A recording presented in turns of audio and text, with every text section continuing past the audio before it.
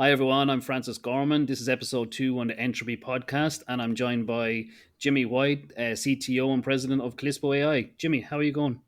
Good, thanks, and thanks for having me on. It's absolutely my pleasure.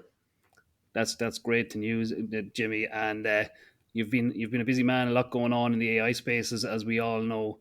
I do have a bit of an off the wall question to start off with. When you're interfacing with generative AI, do you use niceties? And I'll give you an example. When I'm writing my prompts on ChatGPT, I like to finish them with please, and when they get the response, a bit of a thank you, just in case AGI does become a reality.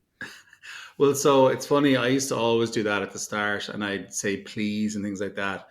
But now, through many years of research, coercive prompts are a form of jailbreak. So now when I use it, I'm thinking, am I coercively making the model do what I want it to do? And so I've removed all of those things from my usage now, and I stick with directness. And I have noticed though that the latest models from Gemini and others have a tendency to please. So if you, for example, if you're using it to generate code, let's say you give it a CSV file and you say, hey, um, write me a Python script that will parse this file and generate 4 charts, right? It will do that. And invariably, code generation is terrible right now across the board with all of the large language models.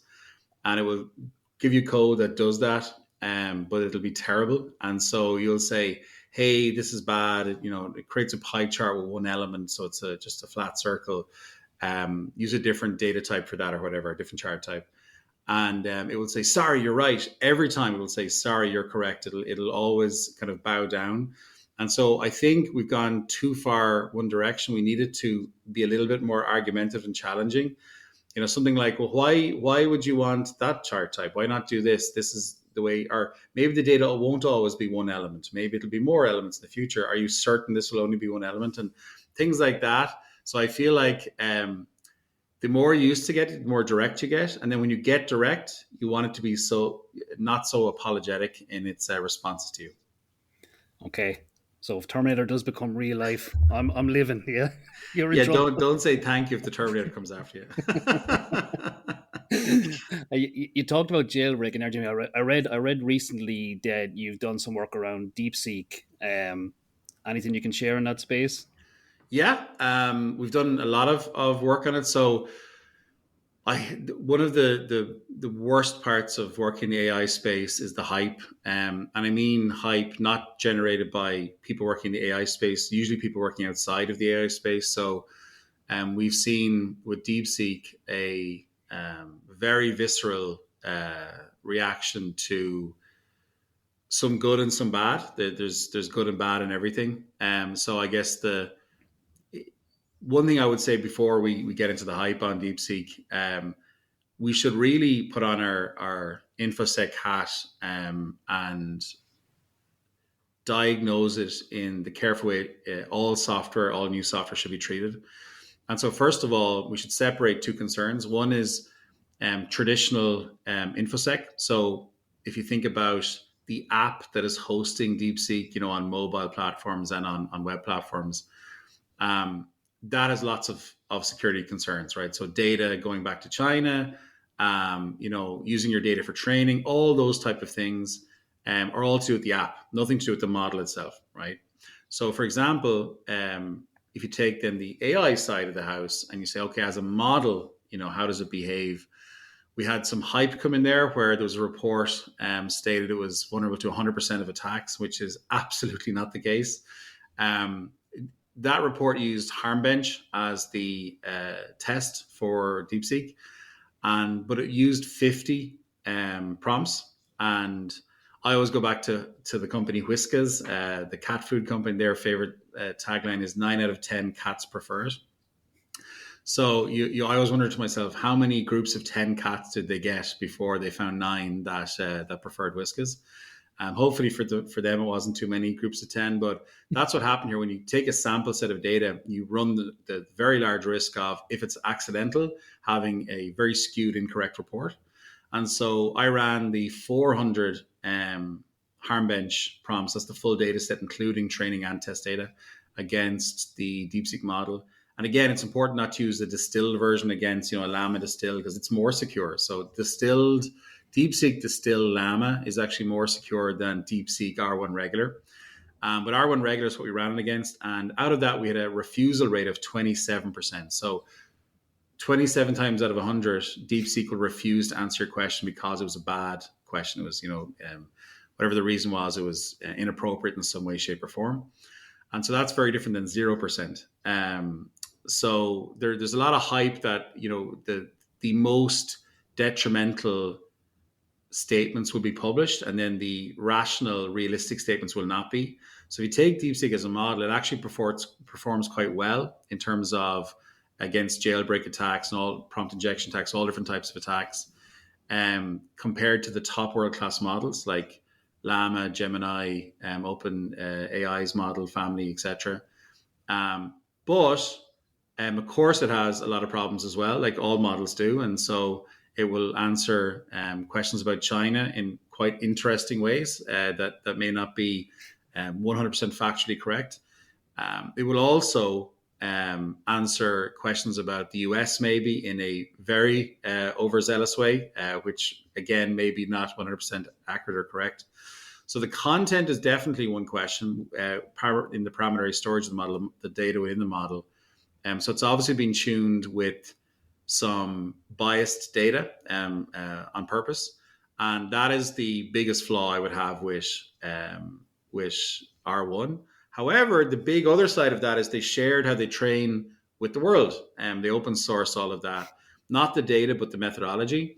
And we've seen derivatives now. So like a really cool, really small derivative model is S1. If you've seen the S1 model, completely open sourced again, and really small and performs really well as a reasoning model. And I feel like we'll have a massive, so the minimum bar has been raised from quite a low place with people trying to figure out training themselves. The minimum bar has now been raised all the way up to really good reasoning models by one move by DeepSeek. So in terms of a community, I thank them for releasing that. I would urge caution with using DeepSeek as very much so if you're using their application. I would say don't use it, mobile or web app. But if you're using it as a model for a purpose, just be careful to know there's a lot of biased information there. That's really good insight, Jimmy. And I think that differentiation between the app and the model is really key.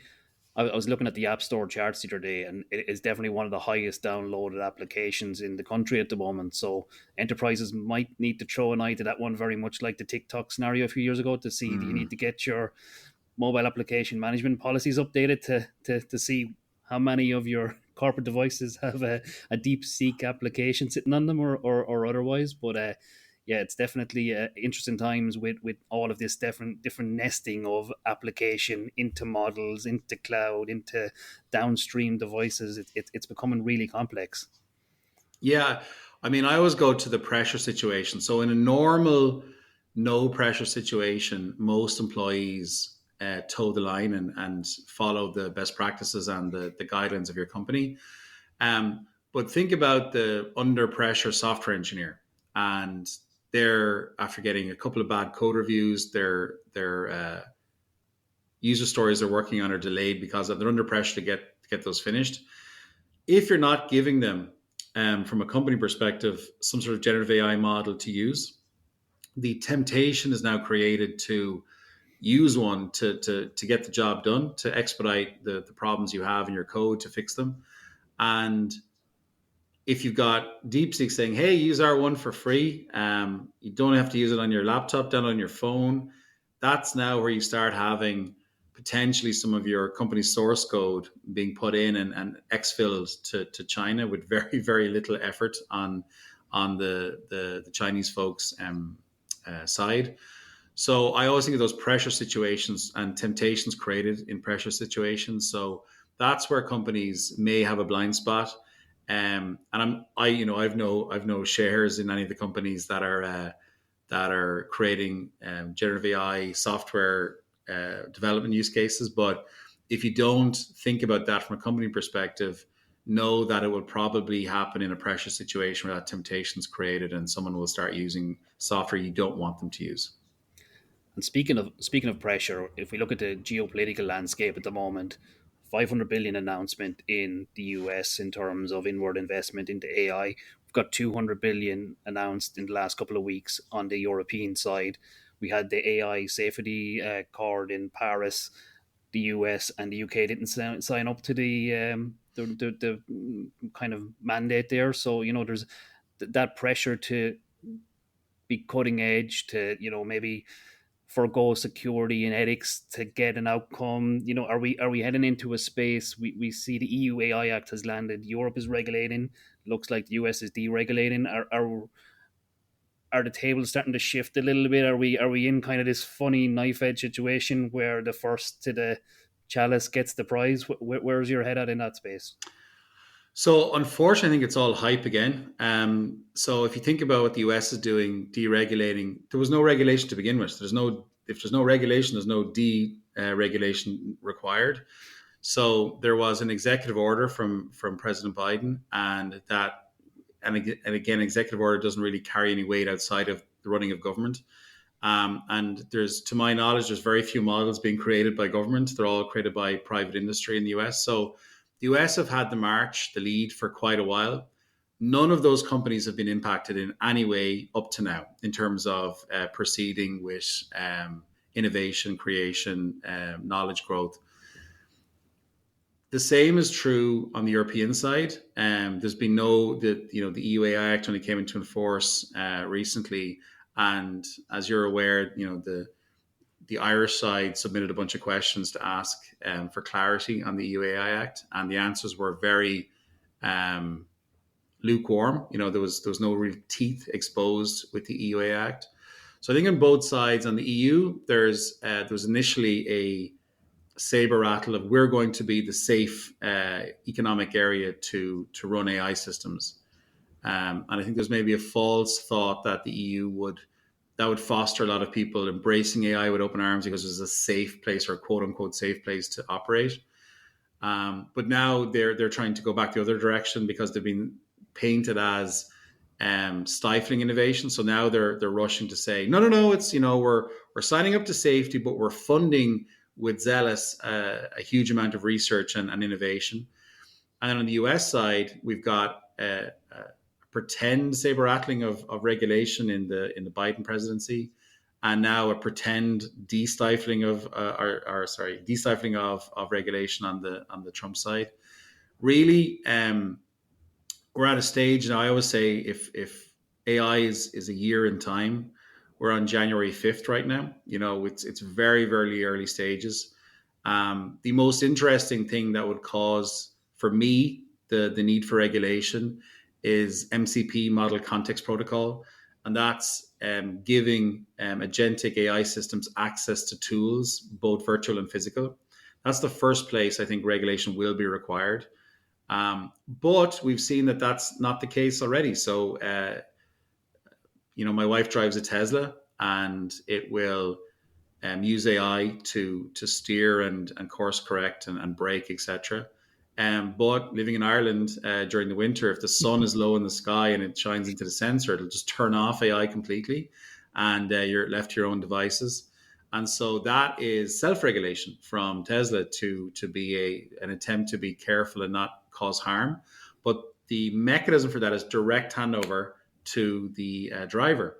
So if you're not paying 100% attention when it immediately turns control over to you, that could also cause a crash, right? So I think there will be need for regulation, particularly with MCP.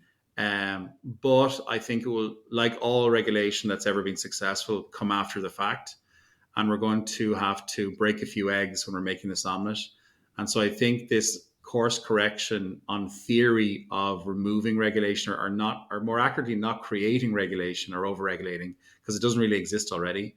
I think that's the right move for now. But it will then increase the need for private sector to self-regulate, like Tesla have done successfully, and that can have its pros and cons. But right now, today, the blanket of security that companies would feel by having regulation that they just have to adhere to means that now that that's gone, they have to actually step up and put in their own regulation. So I think net, it's a good thing. That's an interesting perspective, and I can definitely see how the self-regulation piece plays a part. I've a new car myself, and I have a similar type of functionality. I was going on a bad country road the other day. There was a cyclist, and I went to go around them, but I didn't indicate. And next thing, I was fighting with my steering wheel, trying not to, Oh wow. because the self-regulation piece is to indicate to move around the obstacle. So pretty good note to keep in the back of the head next time. Turn Yeah, it and off it's or funny. Everyone always talks about bias as a bad thing. So I always talk about bias as a good thing, right? So you want your AI system to bias protecting human life. So, i.e., a cyclist is more important than a white line or unfortunately like an animal or something or a bird or something like that. So you want it to, if it has to make a decision left or right, that it will save the human and potentially harm the animal. And so that's something that bias, like positive bias built into systems is a good thing. yeah, definitely a space to watch, especially in the automotive industry. I look at that for the last couple of years, and I'm wondering, is there anywhere near the same level of robustness when you look at the amount of components and technology vendors that are built into cars now? And they're controlling your brakes, your acceleration, your steering. You know, are they all talking back to some server in space that could be a man in the middle attack waiting to happen somewhere? I don't know. Well, that's so. It's funny you say that. I was at RSA last year in San Francisco, and I used the opportunity to try a Waymo. And so I was in Waymo for about 45 minutes, and it was very nerve wracking for my first time. You get into it. There's a big glass kind of or perspex protection, so you can't access the front seats, for safety reasons. But then there's a screen and a big red button. And the big red button, I just thought of Father Ted, don't touch the red button, Dougal.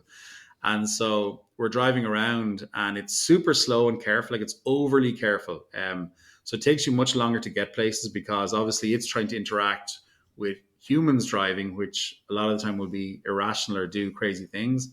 And so it's overly cautious as a result. However, twice on a 45-minute journey, it had to be taken over by human assistance, remote human assistance. And so it tells you this message saying, don't panic. Humans taking over the car right now. And then some remote driver, Oh God. navigates around the obstacle that it caused the car to get stuck. And so I thought to myself, it was both reassuring and terrifying that a human had to take over at some part. And I thought that's a great analogy or reference to how AI is treated by most people today. If you removed humans completely from the scenario, would people be very worried? I think so. I really do. If you are over reliant on humans, then well, what's the benefit of AI, right? So I think that's a double edged sword that we haven't crossed the threshold of yet. And so I err on the side of human in the loop at some stage, especially in critical use cases. But the Waymo thing was a glimpse of the future, and it was pretty cool. I wonder how well that works around Connemara. Yeah, a lot of human intervention with if you're driving around. I always think the Ring of Kerry, right? You get those big tour Healy's buses Pass or something. driving Yeah. around the ring. As an Irish person driving in Ireland my whole life, I'm terrified when I see a bus come around the corner. And then people who are local to Kerry, not a bother. Just they have the best peripheral knowledge of where their car is on the road, I think, out of anyone. Yeah, there's some really dicey roads up around Kenmare and Killarney and Yeah. Healy's Pass when you go down around those. We were there on holidays 2 years ago now, and of a 4-year-old, he was 2 at the time, and he was just looking out the window. All he could see is this sheer drop. My wife was closed eyes, and I was driving. It's just, I'm not sure. AI assisted or any other way would have made that any better. Yeah, I don't think there's much Tesla test data for training the models in Connemara or Kerry. Yeah. No, it's definitely an interesting use case to validate the robustness of a module. I suspect. Jimmy, in terms of generative AI and the hype cycle, when I look at a lot of this stuff, data seems to be the last thing people talk about, and they all talk about the capability, the output, the efficiency gains, etc. And especially with the end user enabled AIs coming along, I can see a real problem starting to occur where people are generating new sets of data and the provenance and data lineage is getting lost. Mm. And currently there's no headers to validate, that these things are AI augmented, because they're seen as assistants or co-pilots or whatever. Is there a real chance that enterprises kind of run feet first in here, and all of a sudden we're creating lots of outputs that have no delineation back to their source of truth, and the AI starts then consuming those as matter of fact, and we start this kind of vicious cycle of AI eating AI unless people have a really clear data strategy, data structure, and data ownership in place? Yeah. So in terms of the full 360, I'll pin that for a second. But what we see every day now is, and it just happened. It seems like it happened overnight, but it's obviously been going on for quite a while. We've seen that people are trying to evaluate models, right? So they have their traditional scores like MMLU and things like that, but they want to test it for their own use cases, which is completely fair and a correct approach. But then they have on the other side a fear of sharing their data with the model to test it. And so what we see is two things. One, companies, this enterprise companies, Fortune 500 companies, will go to the web and download open source data sets. So harmful content, code exploitation, whatever data set they want to evaluate the model against, they'll download it from an open source place. And then they'll run that through the system and they'll come back and say, here's the result. It did well or it did poorly, etc. And often they'll come to us and say, hey, this did poorly. And we'll look at the data set and we'll see that it's really bad. Like the labeling. So it could be usually one of two things. Someone labeled it really poorly, or the actual content you're putting through is badly created. And when we look at where this data came from, or we ask where it came from, it's often an open source GitHub or GitLab project. And we'll then find out the origin of the data was completely synthetically generated. Or another data set that was good from a trusted source that was labeled synthetically by a Gen AI model. And so we have this weird situation now where human beings have a genuine intent that they want to evaluate a model for their use case. And that's all great so far. But then they'll take the massive misstep of taking an unknown data set and using that as the decision maker for whether this model is good or bad. And we're seeing a huge amount of synthetically generated data sets or synthetically labeled data sets hit open source, places like GitHub, GitLab, and Hugging Face, etc. So because Gen AI has gone so cheap and plentiful, it costs people no time and they feel like they're doing a good thing often. Hey, we want to put this data back out into the world that we spent some time creating, and it's garbage data. So that's the one thing we see, that people are using Gen AI generated data without knowing it, and it's causing them to make bad decisions left, right, and center. Back to the 360 point. So are we seeing models ingest data that's been generated by models or maliciously generated by humans, or a mixture of humans and models? And the answer is yes, but only the earliest indicators. So there's a cool article last week where a guy a year ago put up false lyrics for songs on I I can't remember, it was saw GitLab this. or GitHub. Yeah, you saw Yeah. this. And now they're seeing it like full circle. They've asked for the lyrics and our song generated in the spirit of this song or whatever, and they're getting the lyrics that they made up that are false generated by Gen AI. And so that's not that's a kind of a novel white hat threat researcher doing a cool job, but you have to believe that if that's happening on purpose by a white hat activist, you're going to have accidental content getting into models because it's parsing the web, and these models are continuing to parse the web. And we're also starting to see the earliest attacks on things like deep research projects. So deep research, because it was the Google marketing name, has now kind of become a synonym for this type of activity, much like Google itself.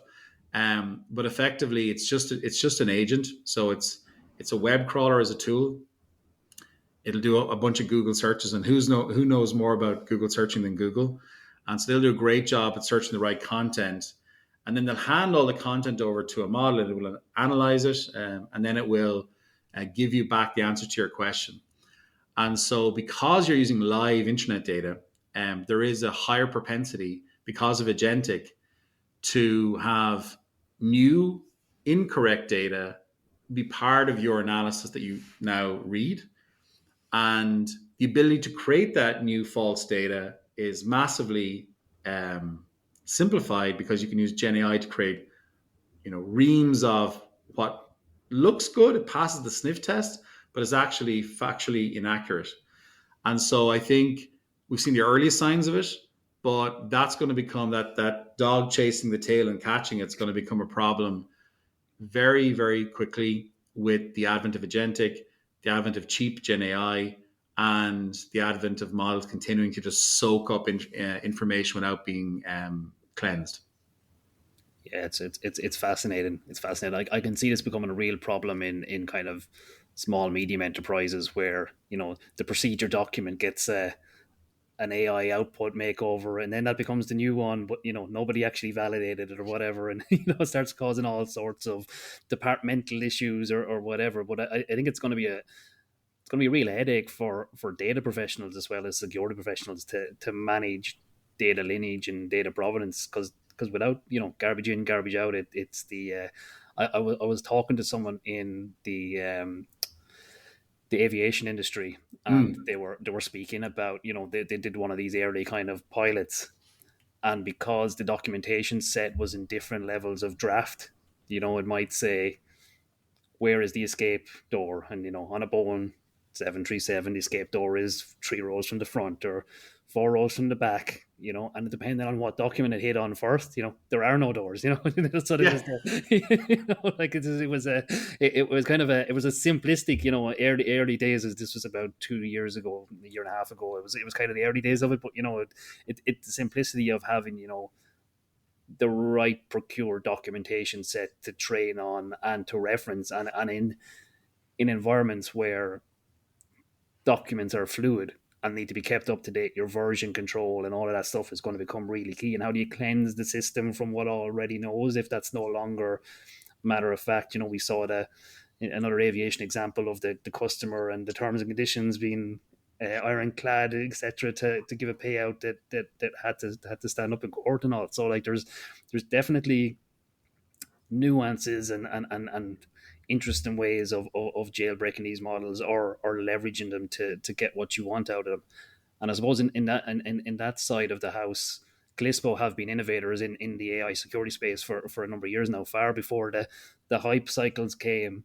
Is there anything interesting you guys are working on that we should be delving into a bit? Yeah, I guess, we've been, so January 23 was when GPT 3.5 first became publicly available in beta form. And it was obviously available to others in the know beforehand. But we've been working on Gen AI and the problems inherent and how to protect against them for over 2 years now, and 5 years in the AI space in general in terms of perturbation of models, etc. But through the last 2 years since Gen AI became publicly available, we've noticed a couple of patterns. And so one of those patterns is that the security space has broadened. So the remit for AI has broadened, the security space. And so you now CISOs suddenly worried about brand protection, right? Where they previously weren't really, except for if there's a breach or something.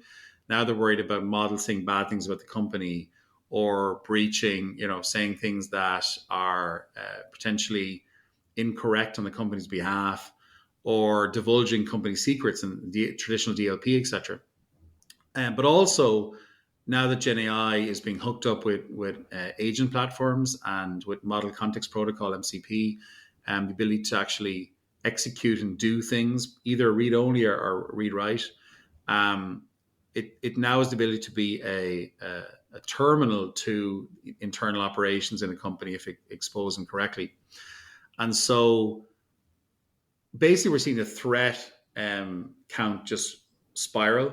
The amount of people, there's 300 plus research papers into threat on AI last year alone.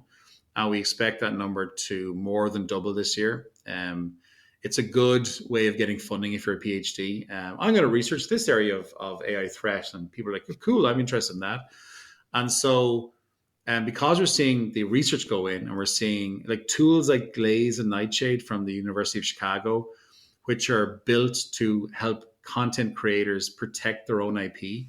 So Glaze is awesome. It'll put a imperceivable to the human eye glaze over your image that you've created as an artist, and so the model won't understand that image as intended. So if you created a picture of a field or something, it mightn't recognize that it's a picture of a field, and so it won't be usable in a diffusion type model for generating images, etc. Or Nightshade, which is actually goes one step further, and you can say what you want the model to interpret your image as. So I don't know, if you draw an image of an airplane and you tell Nightshade to put another layer over it that's again imperceivable by the human eye, to say this is actually a picture of a cow. When people are typing in generate a picture of a cow in diffusion or in one of the models, it'll give you a picture of an airplane. And so what's really interesting with that is it's artists now being armed by threat researchers how to protect their content, so that the model providers look like idiots and then have to stop sourcing your content because they keep showing the wrong thing. So with all of this combination, we saw this pattern emerging where the number and type of threats were growing, both from a white hat and black hat perspective. And we realized that besides protecting models, we also need to arm red team people in companies to answer that really hard question, which is, hey, we're picking this model to use for this use case. And that's great. That's the right thing to do. Pick the right model for the right use case. And they use scores like MMLU and other scores to decide which is the right model for the use case. Hopefully they're not using synthetic data, excuse me, to evaluate the model. But they're missing the security score. So what is the score? Like, how does this model perform in terms of security against all these different threat types? Is this a public facing model? Is this a model that children will consume? Is this a model that is in a jurisdiction where certain things are illegal? And so we built this red teaming product, excuse me, and we're launching it March 31st, that effectively fully automatically tests our model against thousands and thousands of tests and gives you a report card and a score.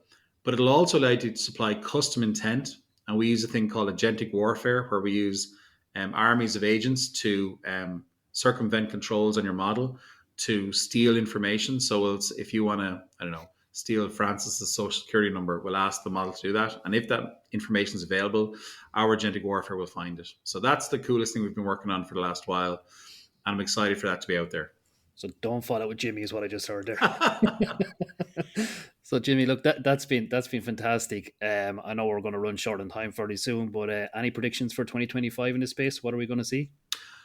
The biggest prediction I have is now that regulation is a taboo, and we're going to see massive embracing of agent technology. So if you're a security professional and you're buying software from vendors, you need to start asking agent questions. What type of agents are being used? What frameworks? Does the agent have read-write capability? What tools does it have under the surface, etc.? And then if for your own company creating agentic solutions for efficiencies, read-only isn't a panacea. So you've got to understand, if it's access to a database, it can still perform a massively inefficient SQL statement. Excuse me. And if that's the case, you can lock up databases pretty quickly at scale. So agents, the big thing to watch out for this year. I think it'll be really successful and really good. We'll see some own goals scored, unfortunately, as well. But it's definitely the new threat horizon for AI. That's amazing. Look, Jimmy, thanks a million for talking to me. Really, really appreciated it. And it was a great chat. Thanks a million, Francis. My pleasure. Thank you.